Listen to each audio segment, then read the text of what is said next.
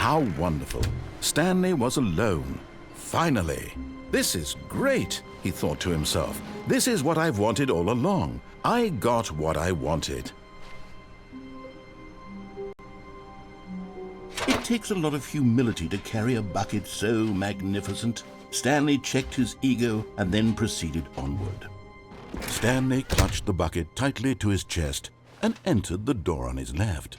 This was not the correct way to the meeting room, but Stanley had felt the bucket calling to him, telling him that the employee lounge was simply the place to be. And here it was. Had the bucket turned out to be correct? No, never mind. The bucket was wrong. Stanley took the door on his left to go back to the meeting room. No, said the bucket. Don't go to the meeting room. Go somewhere else. The cargo lift, yes. Go there. Go to the cargo lift. Good, said the bucket. Now ride the lift all the way to the top. There's something up there I need you to do. Stanley did not question why or how this bucket was speaking to him. It should have alarmed him, of course, because buckets can't talk. But Stanley chose not to think about this obvious fact. He was firmly convinced that the bucket had spoken to him, and he unthinkingly did whatever the bucket asked.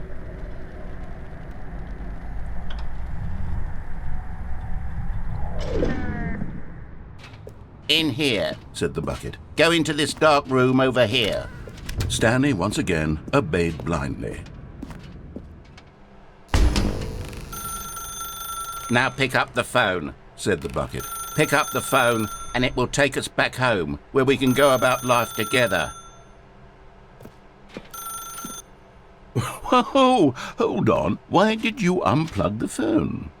Were you trying to resist the bucket's orders? Stanley, I was joking. Obviously, the bucket isn't talking to you and telling you to do things. Buckets can't talk. It was a joke. Don't you get the joke? It's funny, Stanley. A talking bucket. Can't you see? Oh, goodness. I must have really bungled up the delivery if you actually took me seriously. Where did I mess up the joke? Should I have paused for longer or spoken quicker? Comedic timing is so difficult. I wish I were better at it. But there isn't exactly an instructional video on comedy that one can watch to fully... Oh, wait, yes, there is. It's sitting right here. Let's take a look.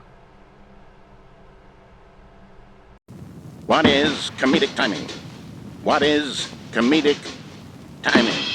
How does it work? How long should it last? How can it be used to effectively silence your political enemies? And more importantly, can it be taught in its entirety within 90 seconds? Thankfully, the answer to all of these questions is yes. Let's dive deeper. If you've ever told a joke or made someone laugh, in all likelihood, you did it while standing 50 to 80 centimeters from them in a room of no more than 76 degrees Fahrenheit, with one of your arms raised straight upward at a 15-degree angle from your body. These are the optimal conditions for good comedic timing. To begin the joke, start by stating and spelling your name.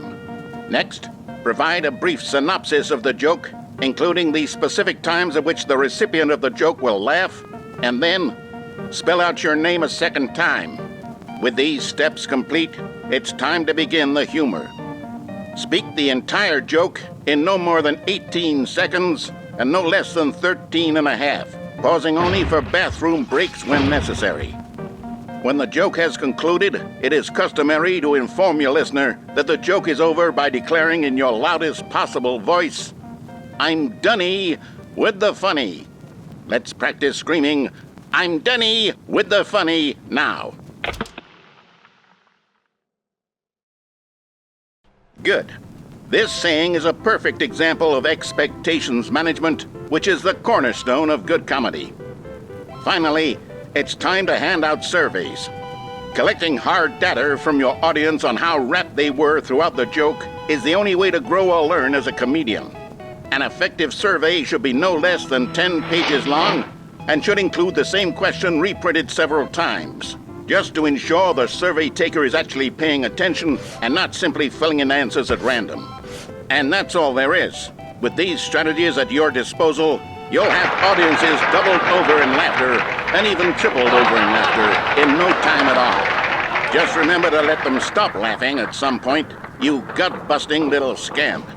After all, we're each of us needed on the front lines of the war to fight the 12-legged invaders who threaten our very existence, and who very likely die in a hailstorm of bullets and mandibles. All of us must be prepared to give our lives to this noble cause, just as our children must do after us, and their children after them.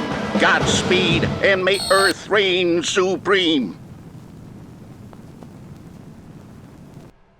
Hey, goodness, this video is a little outdated, isn't it? Well, no matter. I think the fundamentals of proper comedic timing are still as relevant today as they were back then. So with that in mind, I believe the only way forward is for us to return to the two doors and walk through all of this again, so I can try telling my story with more appropriate comedic delivery. Come along, let's head back.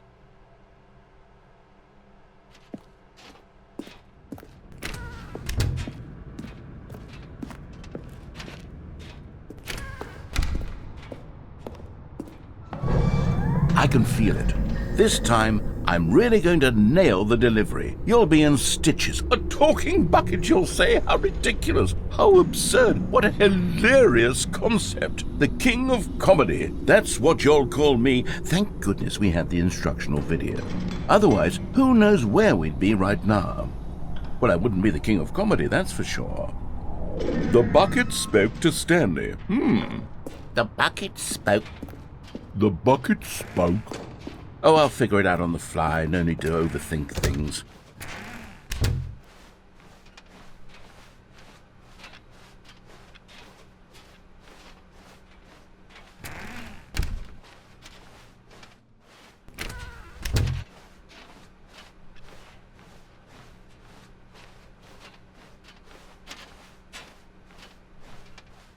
Here we go. You ready? When Stanley and the bucket came to a set of two open doors, they entered the door on the left. No. You were supposed to go through the door on the right, leading back to the phone. Did you not even look at the instructional video? I think this is all covered very clearly. There's no way I can make the comedic timing work now. It's done. The joke is completely done and over. It's all your fault, Stanley. I'm going to be ridiculed in the community of other joke writers. I'm going to be shamed at every one of our meetings from now on, all because you couldn't watch a simple video and take a hint. Are you proud of yourself for bringing me down, Stanley? Are you proud? Here we go. You ready? When Stanley and the bucket came to a set of two open doors, they entered the door on the left.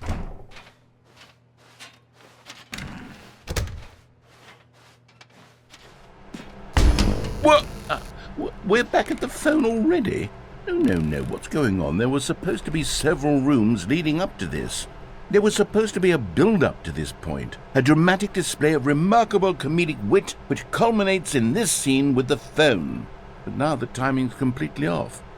The joke will never land, or not the way it was meant to. And it's all my fault. I must have forgotten that the phone room comes immediately after the two doors room. What an egregious mistake. I've made a fool of myself. I don't deserve the title of King of Comedy. I'm nothing. I'm not even the lowliest joke-telling whelp. I think I need to go back and rewatch that instructional video again. Yes, surely that will help me improve my... Stanley, you love the bucket so much it's like it's as though all of your other most prized possessions pale in comparison. Yes. Well, let me try that again, Stanley. I heard that you are pale with shame over how unabashedly in love with a bucket you are. No? Still not? Is it the delivery? Pale with shame. Pale with shame? Pale... What's another word to describe a bucket? Stanley, this bucket is so metal. I think I saw it playing guitar. No. We're getting away from making fun of Stanley's obsession with the bucket, which was the whole point of this. I'm no good at these jokes. I need more instructional videos. That's exactly what it is. That's what will make me the king of comedy again. More instructional videos. Let's see.